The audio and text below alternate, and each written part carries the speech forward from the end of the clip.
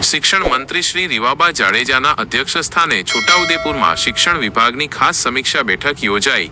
છોટાઉદેપુર જિલ્લા સેવા સદન ખાતે રાજ્યકક્ષાના શિક્ષણ મંત્રી શ્રી રીવાબા જાડેજાના અધ્યક્ષસ્થાને શિક્ષણ વિભાગની ઉચ્ચ સ્તરીય સમીક્ષા બેઠક યોજાઈ હતી।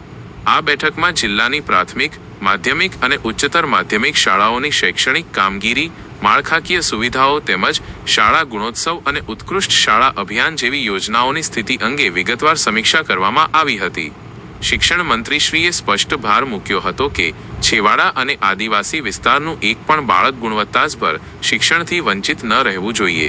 તેમણે શાળાઓમાં બાળકોના વાંચન, લેખન અને ગણન જેવા પાયાના શિક્ષણ પર વિશેષ ધ્યાન આપવા તાકીદ કરી હતી।